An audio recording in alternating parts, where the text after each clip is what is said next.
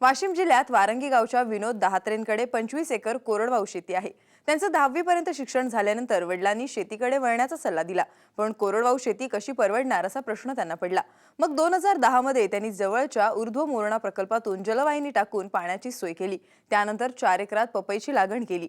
यापासून त्यांना आतापर्यंत 11 लाख रुपये मिळाले असून आणखी 4 लाख रुपये मिळण्याची अपेक्षा आहे। यापैकी 3.5 लाखांचा खर्च वगळता त्यांना अंदाजे 11.5 ते 12 लाखांचा नफा मिळणार आहे। त्यांच्या पपई शेतीची पाहणी करण्यासाठी आज आपण वाशिम जिल्ह्यातल्या वारंगी या गावी जाणार आहोत।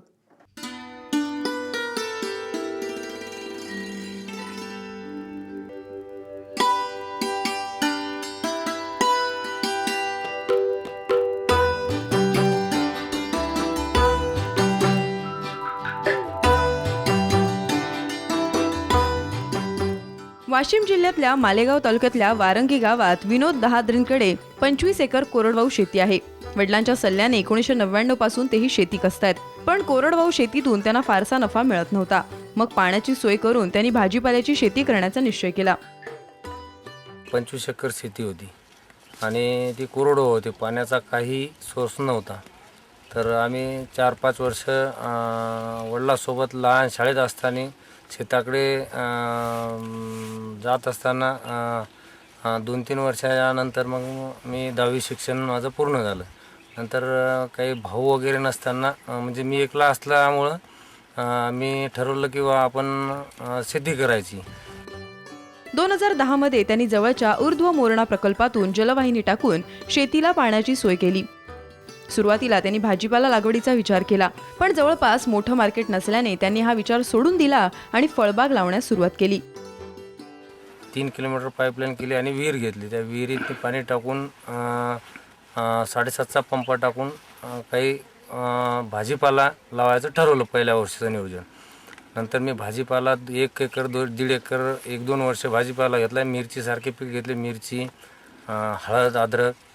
तर मिरचीतनी मला भरपूर उत्पन्न मिळालं, पण एकला असल्यामुळे ते आणि मजुराची टंचाई असल्यामुळं थोडंसं भाजीपाल्याचं किचकट वाटू लागलं। त्याच्यामुळं मी फळबागेकडे वळायचं असं ठरवलं। मागच्या 2-3 वर्षापासून मी पपई हे पीक लावायचं ठरवलं। ॲग्रोवन पेपर वाचून समजा रोज वाचणं, त्याच्यातनी शेतकऱ्याचे मुलाखती आलेल्या, त्याचं काय नियोजन, त्याच्यातनी प्रॉफिट आहे, पैसा भरपूर मिळते, या हिशोबानं या उद्देशानं मी पपई लावायचं 2 वर्षापासून मी हे पीक घेऊन राहिलो। विनोद दहात्रेंनी ताईवान 786 वाणाच्या पपईची लागवड केली। यंदा त्यांनी 4 एकरांवर पपईची लागवड केली आहे। यंदा त्यांचं पपईचं दुसरं पीक असून त्याची गतवर्षी त्यांनी मार्च महिन्यात लागण केली होती। लागणीपूर्वी त्यांनी 25 ट्रॉली शेणखत टाकलं होतं। त्याचबरोबर त्यांनी पाण्यासाठी ठिबकची सोयही केली होती।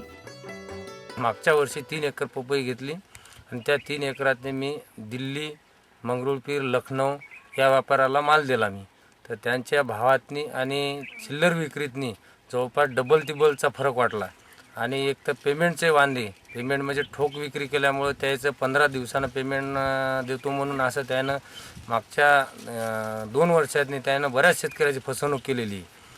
त्यामुळे यावर्षी मी नवीन वर्षातनी 4 एकर लागवड केलेली आहे, तायवान 786।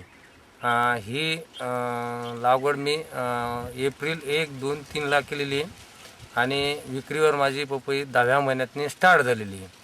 तर मी सुरुवातीला माझ्या गावातील 5 मजूर नेऊन रोडवरती नांदेड अकोला हायवेवरती 5 स्टॉल लावले आणि तिथं चिल्लर विक्री 20-25 रुपये किलोप्रमाणे तिथं रोज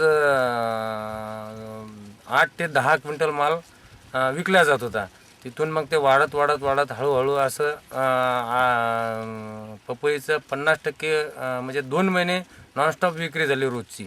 आणि त्याच्यानंतर 4 एकरातला माल विकणं न झाल्यामुळं मग मी ठोक व्यापाराकडं म्हणजे बोलवून त्याले टनानं 8 रुपये, 7 रुपये, 10 रुपये अशा या रेटप्रमाणे विक्री केली मी ठोकमध्ये।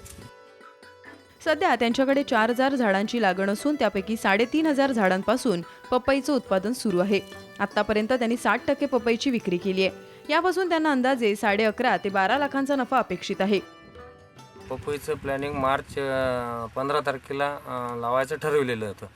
नंतर मी नांगरडी करून त्याची पूर्ण मशागत करून शेणखत 20 ट्रॉली टाकून मशागत पूर्ण केली. नंतर सोलापूर इथून 4000 तायवान 786 ह्या 4000 कलम आणून मी आणल्या आणि नंतर लागवड सुरू करून दिली.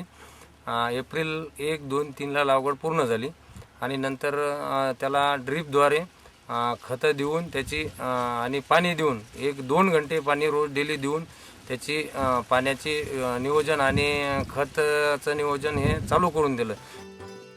विनोद दहात्रेंना पपईची विक्री व्यापाऱ्यांना करत असताना अनेक अडचणींना तोंड द्यावं लागलं.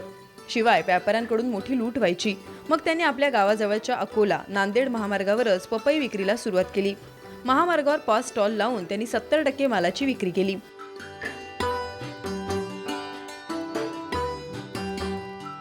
मी एका प्रति झाडावरचा 40 किलो माल काढला आणि 20 किलो माल आणखीन बाकी. नंतर आता 20 किलो माल हे मी ठोक व्यापारात देणार, कारण कसं आता ऊन तापणं चालू झाले त्याच्यामुळं रोडवरची गिरायकी मंदावलेली आहे. आणि नंतर मी आजपर्यंत 11 लाख रुपयाचा पपई विकलेला आहे. याच्यानंतर मला 20 किलो माल म्हणजे आणखीन 4 ते 5 लाख रुपयाचं अपेक्षित उत्पन्न आहे. पुढं मला 4 एकरासाठी 3,20,000 रुपये खर्च लागला आणि मला 15 लाख रुपयातून 3,20,000 रुपये खर्च काढून 12 लाख रुपये मला निव्वळ नफा राहील. महामार्गावरून प्रवास करणारे असंख्य प्रवासी दहात्रेंकडील पपईचा स्वाद घेतात. रस्त्यावर स्वतः विक्री केल्याने व्यापाऱ्यांच्या मनमानीपासून तर सुटका झाली, शिवाय हवा तेवढा भाव देखील शेताच्या बांधावरच मिळू लागल्याने शेतमाल विक्रीची पद्धत कमालीची यशस्वी ठरली. मालेगावला गेलो गजानन महाराज दर्शन घेण्यासाठी. जाता मालेगाव हायवेवरती पपईचा स्टॉल घेतला. तिथं पपई घेतली तर पुण्यापेक्षा विदर्भातले शेतकरी छान उत्पन्न काढतात आणि स्वस्त पपई मिळाल्यामुळं आणि गोडी भरपूर असल्यामुळं आम्ही घरी पण पार्सल घेतलेलं आहे. आज विदर्भातले अनेक तरुण चांगली शेती करू लागल्याचं विनोद दहात्रेंसारख्या तरुणाकडे पाहिल्यावर दिसून येतं. त्यांनी व्यापाराच्या सरळ मार्गी न विकता त्यांनी या ठिकाणी अकोला नांदेड या महामार्गावर स्वतः विक्रीचं केंद्र उभारून 20 रुपये किलोने ही कमी अशा भावामध्ये पपई विकलेली आहे. त्यामधून त्यांनी हे उत्पन्न मिळवलं. यामुळे त्यांचा व्यापाऱ्यामार्फत जी लूट होणार होती ती वाचलेली आहे. अशा प्रकारे स्वतः उत्पन्न घेऊन स्वतः विक्री केली. हे वाशिम जिल्ह्यातीलच नव्हे तर महाराष्ट्र राज्यातील सर्व तरुण शेतकऱ्यांसाठी विशेष अशी प्रेरणादायी बाब आहे. विदर्भातले तरुण शेतकरी आज मोठ्या प्रमाणावर शेतीकडे वळताना दिसत आहेत. वेगवेगळे प्रयोग करून ते आपण शेतीतून प्रगती साधू शकतो हे दाखवूनही देतात. विनोद दहात्रेंप्रमाणे विदर्भातल्या तरुणांनी फळबागायती लावून त्याची राज्यातल्या महामार्गावर यशस्वीरित्या विक्री करून शेतमालाच्या मार्केटिंगचा एक नवा मार्ग शेतकऱ्यांना दाखवलाय. गजानन भोयरचा ब्युरो रिपोर्ट, साम टीव्ही, वाशिम.